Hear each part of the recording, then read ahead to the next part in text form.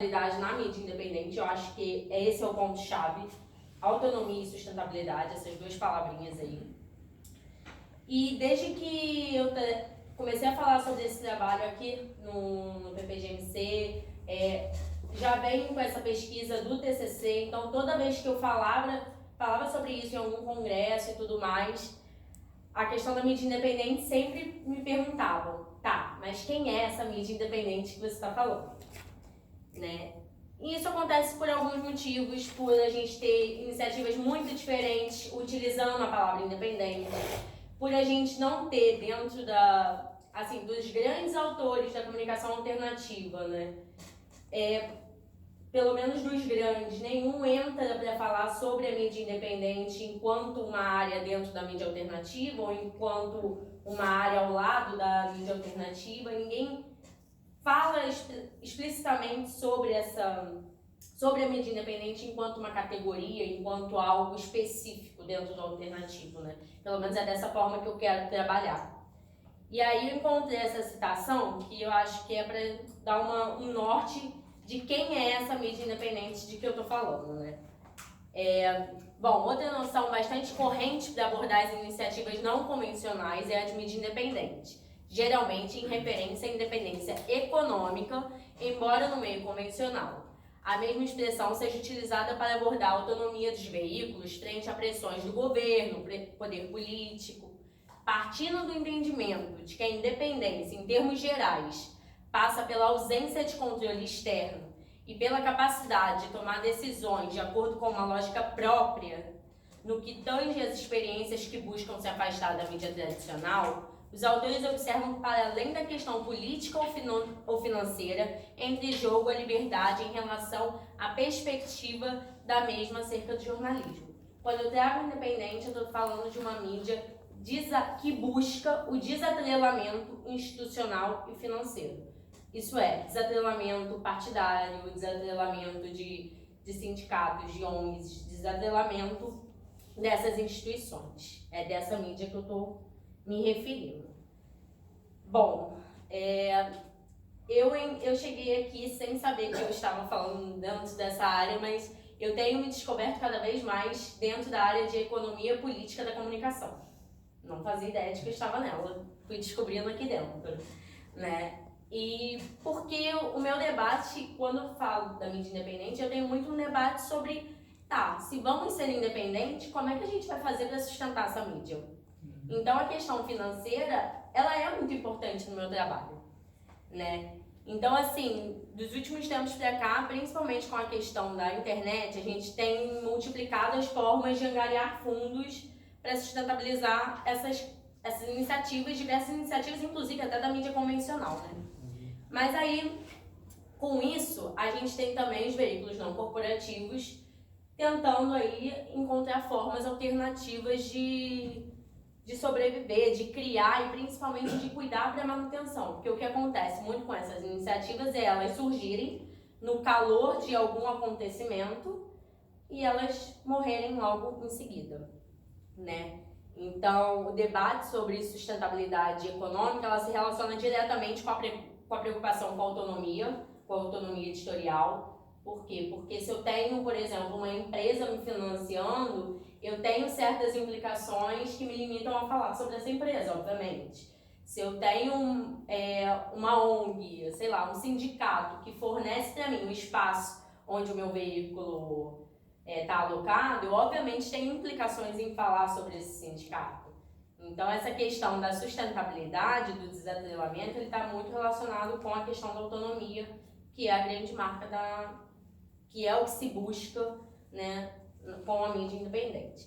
Então, nessa lógica, o atrelamento financeiro, institucional ou de qualquer outra ordem, para alguns veículos de comunicação, representa implicações que afetam ou ao menos constrangem o exercício de uma mídia independente e livre.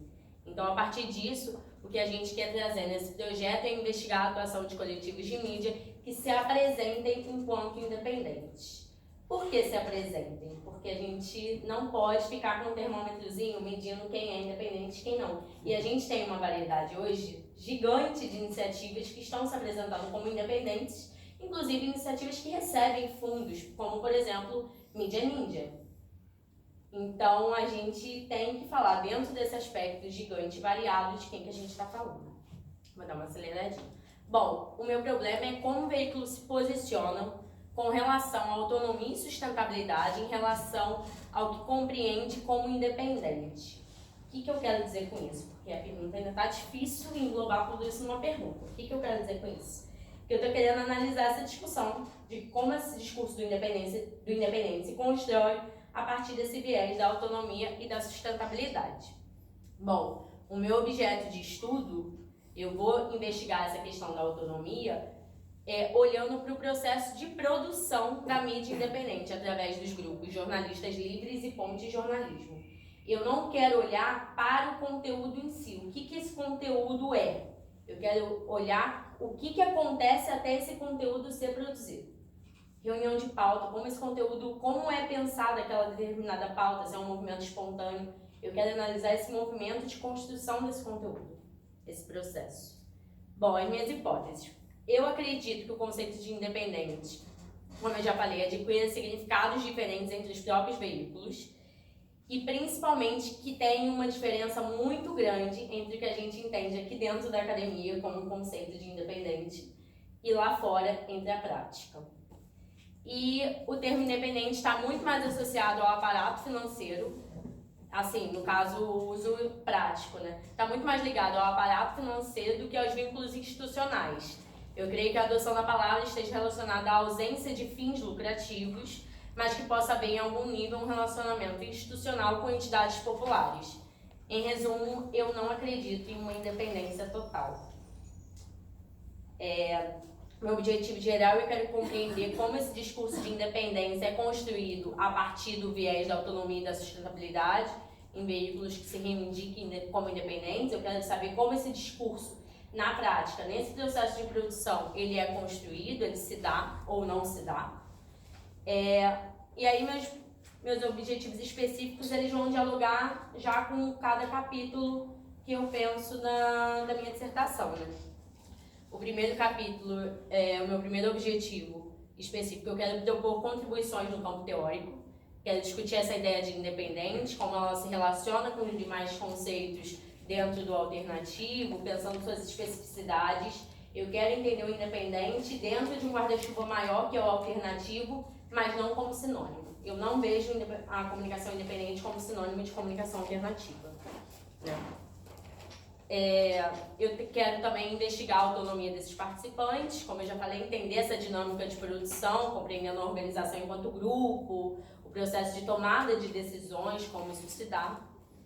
E eu quero discutir os desafios para a sustentabilidade, entender quais são os fatores que impedem ou dificultam o surgimento e continuidade dessas iniciativas. Modelo de financiamento, organização, engajamento dos participantes, fatores externos como questões governamentais, socioculturais. Eu penso, claro, preciso fazer uma revisão bibliográfica, principalmente com relação a essa primeira parte, que é no campo conceitual. Essa parte da pesquisa documental, eu não sei nem se seria esse nome, mas eu acho que eu preciso fazer um levantamento de como esses veículos se posicionam, né, do que há, né, disponível sobre eles, de como eles se apresentam, mas eu acho que principalmente para mim é a observação participante e a entrevista em profundidade, porque eu quero olhar para essas pessoas que constroem esse veículo, eu quero entender como elas constroem aquilo. Então eu acho que é com essas pessoas que eu preciso dialogar.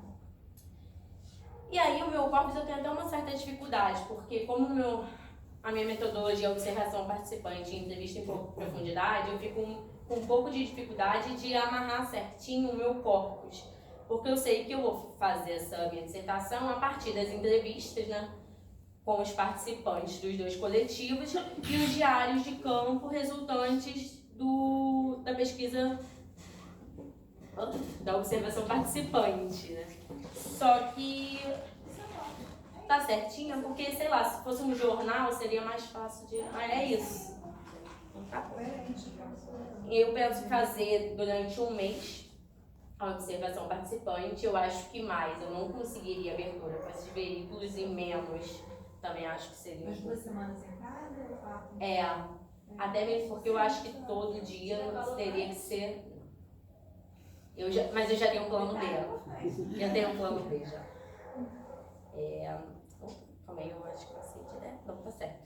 Bom, eu já fiz indicação de alguma bibliografia, mas eu tenho certeza que eu estou muito no começo. Eu ainda não tive tempo de ler muito coisas para além da nossa bibliografia do curso nesse primeiro semestre. Então eu peguei coisas que dentro dessa bibliografia nossa, que eu considero ser importantes para eu discutir. Então, Gramsci e Williams são base para mim, a questão de hegemonia contra hegemonia, o cotidiano a partir de Heller e Lefebvre, e as discussões do campo da comunicação alternativa. Por enquanto, eu coloco essas 3 pessoas, mas eu não gostaria, por exemplo, de utilizar o Downing, apesar de eu mesma ter colocado ele ali, não foi nem indicação de ninguém. Porém, é porque eu acho que ele fala de um contexto que está muito, muito distante do nosso. Então, não acho que ele consiga nos ajudar muito a olhar para cá. E é isso.